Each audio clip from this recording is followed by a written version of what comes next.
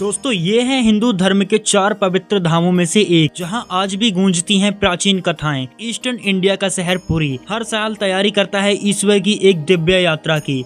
जब भगवान जगन्नाथ यानी जगत के नाथ अपने भाई और बहन के साथ गर्मियों की अपनी सालाना छुट्टियों पर निकलते हैं, वो भी 3 विशाल रथों पर। और 19 साल बाद धार्मिक रस्म के मुताबिक भगवान अपने पुराने शरीर को छोड़कर अपनाएंगे नया शरीर। तब 2 लाख की आबादी वाला पुरी का शांत नगर 10 लाख से ज्यादा की आबादी वाला शहर बन जाएगा और शामिल हो जाएगा धरती पर सबसे बड़े धार्मिक उत्सवों में से एक में। उड़ीसा का पुरी भारत का एक अलसाया सा शहर है और कहा जाता है पुराने जमाने से ही तीर्थयात्री और खोजकर्ता इसके तटों की तरफ खिंचते चले आए हैं। तो हेलो दोस्तों, मैं हूं अभिषेक और वेलकम करता हूं अपने यूट्यूब चैनल हिस्ट्री एक्सट्रैक्शन में।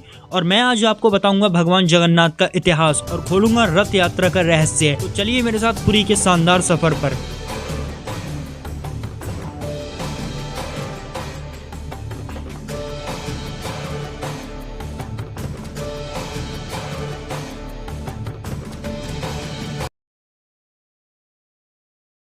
तो दोस्तों सबसे पहले इस शहर में वास है हिंदुओं के भगवान विष्णु का, जो मशहूर हुए भगवान जगन्नाथ के नाम से। माना जाता है कि विष्णु युगों युगों से पापियों से मानवता की रक्षा के लिए अवतार लेते चले आ रहे हैं और हिंदू लोगों में भगवान विष्णु को पूजा जाता है कृष्ण या नारायण के रूप में और पुरी में भगवान जगन्नाथ के रूप में। हिंदू धर्म में 4 पवित्र धाम हैं, जिसमें से है पुरी, रामेश्वरम, द्वारका और बद्रीनाथ। और हर साल हजारों तीर्थयात्री भगवान जगन्नाथ के धाम की यात्रा पर आते हैं। हिंदू इन धामों को पवित्र मानते हैं और इसीलिए उनकी कोशिश होती है कि जीवन में एक बार वो इन धामों पर जरूर जाएं। हम लोग भगवान में बहुत विश्वास करते हैं और वो हमारी सारी इच्छाएं पूरी करते हैं। अभी तक मैंने भगवान से जो मांगा है मेरे को भगवान ने पूरा दिया है। भगवान के ऊपर कितनी आस्था है, जब तक के सांस है तब तक के उनके ऊपर आस्था है अपनी। पवित्र शहर पुरी की यात्रा का विचार खास तौर पर इसीलिए अहम है, जहां खुद भगवान हर गर्मियों में यात्रा पर जाते हैं। और इस बहुत ही मशहूर उत्सव का नाम है रथ यात्रा या चैरियट परेड। और यात्रा में भगवान जगन्नाथ, उनके भाई बालभद्र और बहन सुभद्रा अपने निवास जगन्नाथ मंदिर से 3 किलोमीटर की दूरी तय करके पास के गुंडीचा मंदिर में जाते हैं, वो भी 3 शानदार रथों पर सवार होके। और इस यात्रा में दुनिया भर से हजारों तीर्थयात्री यात्रा पर निकलते हैं अपने प्यारे भगवान की एक झलक पाने के लिए, मन में निर्वाण या मोक्ष पाने की आस लेकर। उड़ीसा का पुरी शहर रथ यात्रा से 2 महीने पहले ही उसकी तैयारियों में जुट जाता है, जिसमें 3 बहुत ऊंचे रथ बनाए जाते हैं, एक भगवान जगन्नाथ के लिए, एक उनके भाई बालभद्र के लिए और एक उनकी बहन सुभद्रा के लिए। हर साल शुरू से आखिर तक इन कारीगरों के लिए कोई लिखे इंस्ट्रक्शन नहीं है। सारी जानकारी एक से दूसरी पीढ़ी को मुंह जवानी सौंपी जाती है। हैरानी की बात है कि इन विशाल रथों को आज भी हाथ से लकड़ी नापने की सदियों पुरानी परंपरा के हिसाब से बनाया जाता है। पुरी में सबसे ज्यादा अट्रैक्ट करता है ये मैग्निफिसेंट जगन्नाथ मंदिर। 20वीं सदी का ये मंदिर भगवान विष्णु को समर्पित है। ये मंदिर 4 लाख स्क्वायर फीट से ज्यादा इलाके में बना हुआ है। चारों तरफ है शानदार किलेबंदी करती 22 फीट ऊंची दीवार और इसके मुख्य मंदिर की ऊंचाई है करीब 200 फीट, यानी तकरीबन मशहूर ताजमहल जितनी। मुख्य मंदिर के आसपास छोटे बड़े 30 और भी मंदिर हैं, जिनमें हिंदू धर्म के अलग अलग देवी देवता हैं। लेकिन भगवान जगन्नाथ के मंदिर के ठीक ऊपर है अष्ट धातु से बना एक चक्र, जिसे कहते हैं नील चक्र। ये चक्र प्रतीक है भगवान विष्णु के खास हथियार का, जिसका नाम है सुदर्शन चक्र। इसका एक और खास मकसद है, इसके होने से ऊंचे मंदिर पर बिजली नहीं गिरती। यहाँ के चक्र पर हर रोज नया झंडा फहराया जाता है और झंडा बदलने के लिए एक सेवक सिर्फ आस्था के सहारे जमीन से करीब 200 फीट ऊपर चढ़ता है। यहाँ के मंदिर प्रशासन के आदेशों के मुताबिक सिर्फ हिंदुओं को ही मंदिर में प्रवेश की इजाजत है। आपको बता दूं, भगवान जगन्नाथ के देवरूप का एक पुराना इतिहास है और इनके उदय के बारे में एक बड़ी दिलचस्प कहानी है। एक समय की बात है, मध्य भारत पर इंद्रद्युम्न नाम के राजा राज करते थे। वो भगवान विष्णु के बहुत बड़े भक्त थे और उन्हें उनके दर्शन की इच्छा थी। एक दिन एक साधु घूमते फिरते दरबार में आया और राजा से बोला कि उड़ीसा में भगवान विष्णु को उनके असली स्वरूप नील माधव के तौर पर पूजा जाता है। राजा ने फौरन मुख्य पुजारी के भाई विद्यापति को हुक्म दिया कि वो उड़ीसा जाकर नील माधव की खोज करें। एक लंबे थकान भरे सफर के बाद विद्यापति उड़ीसा पहुंचे। वहां उन्होंने एक कबीले के सरदार विश्ववासु को गुपचुप नील माधव की पहरेदारी करते पाया। उन्होंने विश्ववासु से विनती की कि वो उन्हें देव पूजा की जगह दिखाएं, मगर कबीले के सरदार ने इनकार कर दिया। तो विद्यापति उस गांव में ही ठहर गए। कुछ समय बाद उन्हें विश्ववासु की बेटी से प्यार हो गया और उसके बाद उन्होंने उससे शादी कर ली। शादी के कुछ ही दिन बाद विद्यापति ने अपनी पत्नी को नील माधव की एक झलक दिखाने के लिए अपने पिता को मनाने को कहा अपनी बेटी की जिद देखकर आखिरकार विश्ववासु मान गए, मगर एक शर्त पर कि विद्यापति को आंखों पर पट्टी बांधकर ले जाया जाएगा। मगर विद्यापति कबीले के सरदार की आंखों में धूल झोंकने में कामयाब रहे। वो रास्ते में सरसों के दाने गिराते गए ताकि वो राजा के साथ आने पर रास्ता नहीं भटके। गुप्त गुफा में पहुंचकर आंखों से पट्टी हटने के बाद जब विद्यापति ने नीलमाधव की दिव्य छवि देखी तो वो देखते ही रह गए। उन्होंने जल्दी से लौटकर राजा को सारी बातें बताई। राजा फौरन अपने प्यारे भगवान विष्णु के दर्शन पाने के लिए निकल पड़े, लेकिन जब राजा विद्यापति के साथ गुफा में पहुंचे तो उन्हें वहाँ कुछ नहीं दिखा। नीलमाधव अंतर्ध्यान हो चुके थे और राजा का दिल टूट गया। आगे की कहानी मैं आपको बताऊंगा। पहले चलते हैं इस रथ वाली यात्रा पे। गर्मियों में तपते सूरज के तले कारीगर विशाल रथों पर लगातार काम करते हैं ताकि वो वक्त पर पूरे हो जाएं। तैयार होने पर हर रथ 40 फीट से ज्यादा यानी तकरीबन 4 मंजिला इमारत जितना ऊंचा होता है। सबसे पहले कारीगर शुरुआत करते हैं विशाल पहियों से, फिर बारी आती है एक्सल की और उसके बाद बाकी की बॉडी बनाते हैं। 3 रथों के लिए कुल 42 पहिए चाहिए होते हैं और उनमें बराबरी का बहुत ध्यान रखा जाता है क्योंकि पहियों से ही भगवान का सफर आरामदायक होगा। 3 रथों पर 3 अलग अलग टीम्स रात दिन काम करती हैं ताकि ये विशाल रथ उस बड़े उत्सव के लिए समय पर तैयार हो जाएं। अगर जगन्नाथपुरी के इस मंदिर की बात करें तो ये वैष्णव तौर तरीके वाला है और वैष्णव खास तौर पर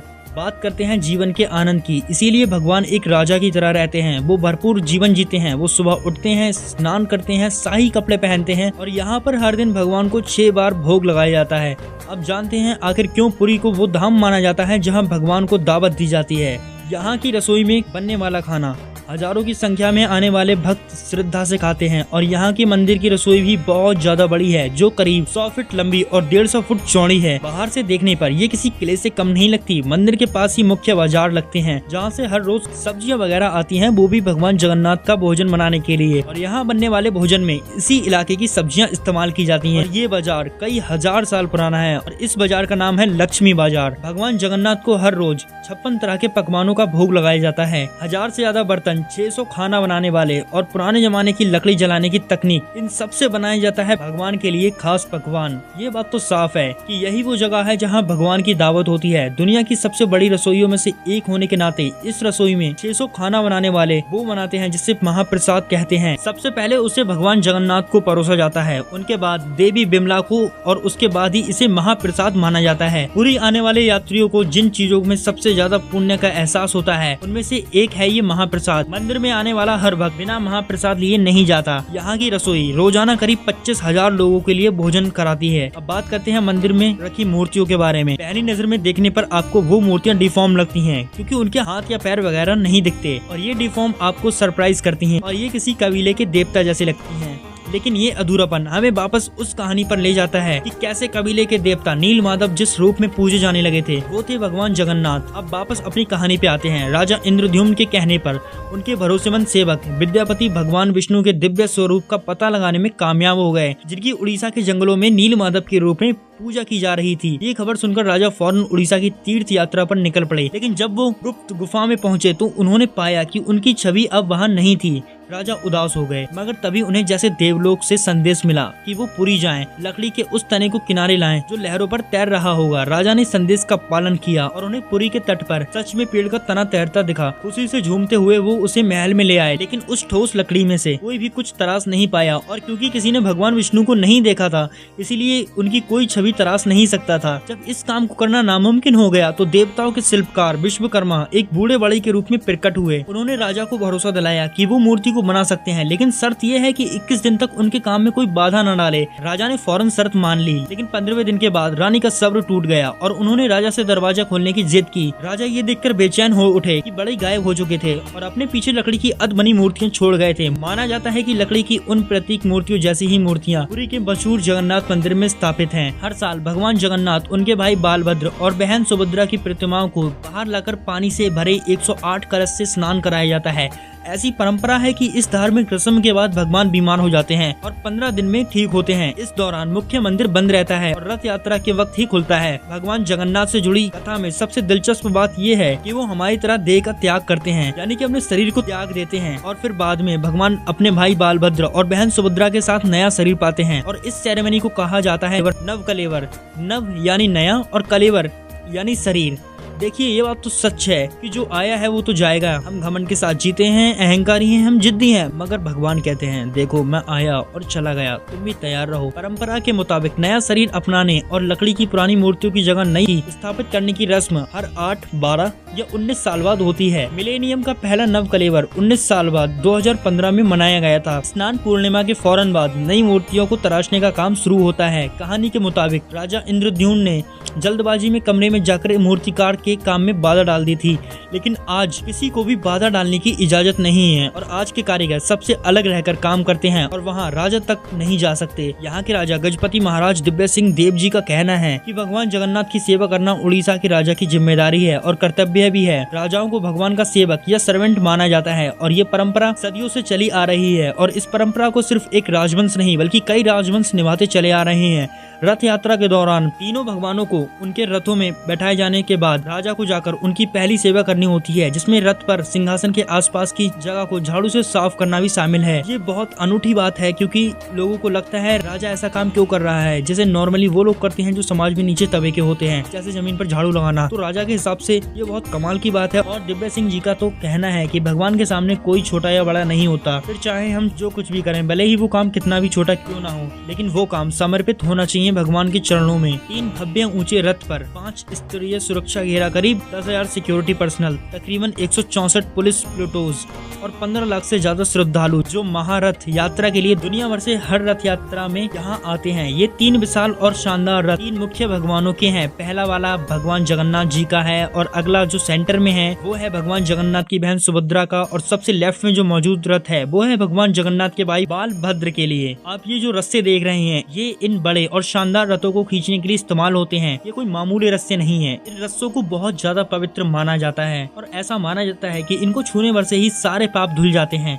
20वीं सदी से 1912 से शुरू करके 6 नव कलेवर हो चुके हैं। 2015 में मिलेनियम का पहला नव कलेवर हुआ जिसका जश्न बड़े पैमाने पर मनाया गया था। सबसे पहले भगवान की मूर्तियों को उनके निवास से उस बड़े अनुष्ठान के साथ बाहर लाया जाता है जिसे कहते हैं पहांदी। सबसे पहले बाहर लाया जाता है भगवान जगन्नाथ के भाई बालभद्र को, वो भी लय के साथ एक एक कदम बढ़ाते हुए, खुशी से नाचते, भक्तों के जोश के साथ ताल से ताल मिलाते हुए फिर उनके रथ पर उन्हें विराजमान किया जाता है। फिर बारी आती है भगवान जगन्नाथ की बहन सुभद्रा की, जिन्हें तकरीबन लेटाकर उनके रथ तक ले जाया जाता है। बालभद्र और सुभद्रा के विराजमान होने के बाद भक्तों को इंतजार रहता है भगवान जगन्नाथ का। फिर भगवान जगन्नाथ को बाहर लाया जाता है और फिर सभी भक्त खुशी से झूम उठते हैं। भगवान अपने रथों पर विराजमान हो जाते हैं, मगर रथ आगे बढ़े उससे पहले एक जरूरी रस्म बाकी है जो है छेरा पहांदा, जिसे यहाँ के राजा निभाते हैं। एक शाही जुलूस की अगुवाई करते हुए राजा रथों के पास पहुँचते हैं। इसके बाद वो सोने की झाड़ू से रथ को बहार कर भगवान जगन्नाथ के सामने शीश नवाते हैं। सैकड़ों सालों से चली आ रही ये रस्म बताती है कि सांसारिक हो या आध्यात्मिक, एक दिन इंसान को सर झुकाना पड़ता है। 12वीं सेंचुरी में उड़ीसा के राजाओं ने ऐलान किया था कि वो भगवान जगन्नाथ के सेवक हैं और वो इस धरती पर उनके रिप्रेजेंटेटिव होने के नाते ही शासन करते आ रहे हैं। ये रस्म एक डेमोन्स्ट्रेशन है यूनिटी और इंटीग्रिटी की, उस अनोखी फिलोसफी की जिसके प्रतीक है भगवान जगन्नाथ। इस पूरे फेस्टिवल के दौरान यहाँ कोई भी भेदभाव नहीं होता, किसी जाति, नस्ल या किसी भी तरह का। इसके बाद रथों से घोड़े जोड़े जाते हैं। हर रथ से नारियल के रेशों से बने 250 फीट लंबे और 8 इंच घेरे वाले 4 रस्सियां बांधी जाती हैं और फिर शुरू होती है भगवान की यात्रा।